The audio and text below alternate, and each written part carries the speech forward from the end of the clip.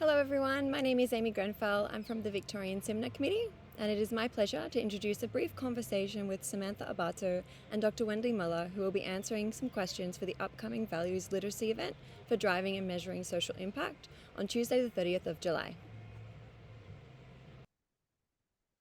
Hello, everyone. My name is Sam Abato, and I have with me the wonderful Wendy Muller.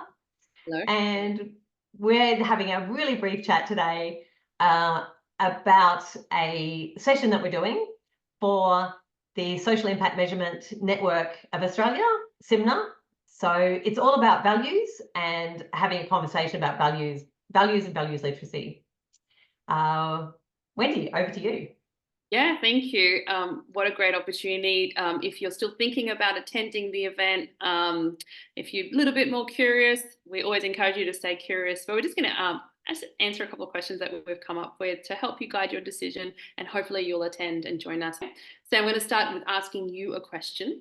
How do you define values literacy, and why do you believe it's crucial in the context of social impact and evaluation? So values are our internal beliefs, really basically about what's right and what's wrong.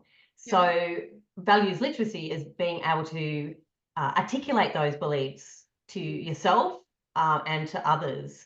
So our values are operating all the time throughout our work, from the beginning of our methods choices to when we make evaluative judgments. So being able to articulate the role that values play, or the influence that values have, both on our relationships and on the credibility of our work, is really important. I think it's very important as professionals. It's not new. But anything specific to social impact and evaluation that you think is worth mentioning? Well, what I mentioned is that it's been talked about for a long time, particularly in evaluation. So in evaluation literature, there's no one that denies that it's not important. So there's lots of talk about the need to be more values literate, and that's really an important professional competency.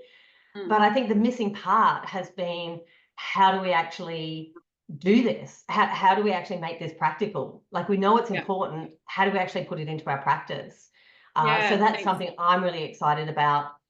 As I've been increasing, putting it into my practice, but still, as we're developing the tools, they're tools for ourselves as well as for others, because it's so important to be able to make this practical. We know it's important. Let's put it into practice. Yeah, wonderful. Thanks for that. You have a question for me? I do have a question for you. Yeah, I wanted to know what makes you so passionate about this work, Wendy.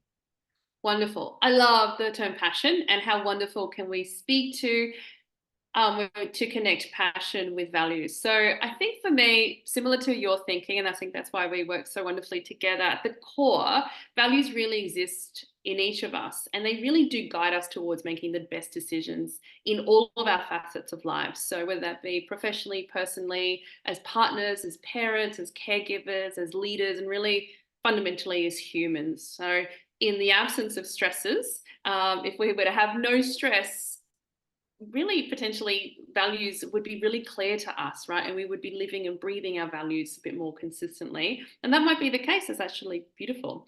But aligning values and outcomes really can provide an opportunity for wins in our personal lives, in terms of job satisfaction, motivation, performance, and even well-being.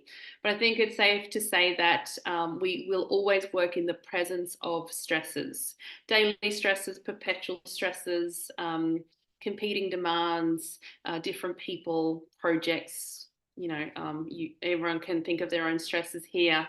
And those things will potentially challenge or compromise our core values. And that's okay too, right? That's, I think, more realistically how we work today.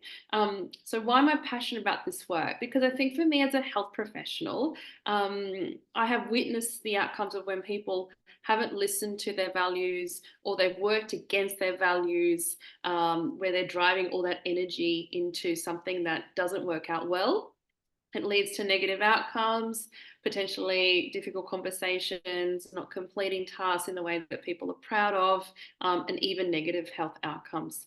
So being aware of our values, as you said, or learning how to work within the parameters of our values, how much are we willing to compromise, can sometimes be the outcome that we're looking for, really can mitigate dissatisfaction, improve stakeholder relationships, and address well-being. And there's a lot of literature around that already. But again, as you said, it's kind of manifesting the how. How do we make this into action? So I think it's something that we can be proactive in as well. So from a stress intervention standpoint, which is the world that I generally work in, I think it can be often great to think about having a proactive approach rather than a reactive approach, which can have its own challenges in achieving outcomes. So yeah, similar to you, what drives me is to go, right, this stuff exists. It's this free token that we have. How do we translate it into action so that we have some better or more positive outcomes for ourselves and the work that we do?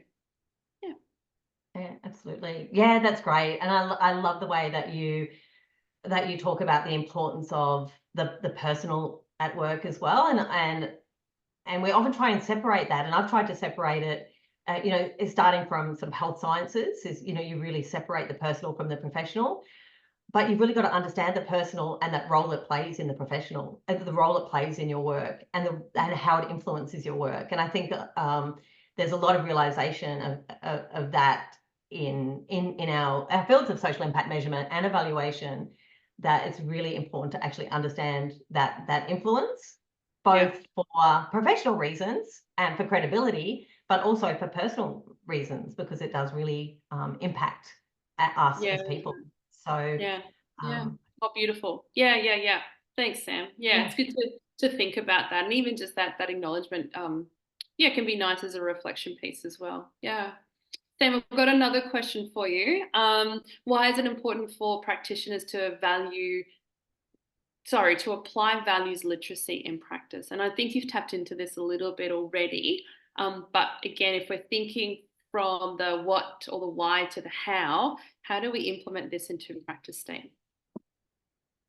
Well, I think we've said really why it's important. I think we've really covered that. But how to do it is the next step, and that's what our project's all about. And that's what we'll be talking about in a couple of weeks, is really around how do we actually provide the scaffolding to start having these conversations, to start understanding our values and the impact that they have in our work. So so all I can say is join us in a couple of weeks. Come to the workshop. That's right. If you really want to do, if you really wanting to start exploring the role of your values, because we'll be really starting to provide those, really starting to explore those practical tools. And the first one is really just to actually understand how it affects how you feel at work. So those times where you feel uncomfortable, discomfort, anger, something's not going right. Hey, it's probably a values misalignment. There's probably something going on there. So to actually we'll be starting to explore some of those situations through case studies in that in that session. So we can actually, it's not about those values we aspire to, it's about those values that are actually operating, because they are operating. It's just becoming conscious of those. So that's what's really I'm really excited about. And same. Yeah, wonderful. So yes, hopefully that's given you a bit more information about the event that's happening at the end of the month. Reach out to us if you have any other questions, but we will very, very hopefully see you there. And I'll see you there as well, Sam, because we're going to do this virtually, which is, great. It'll be lovely. Come join us.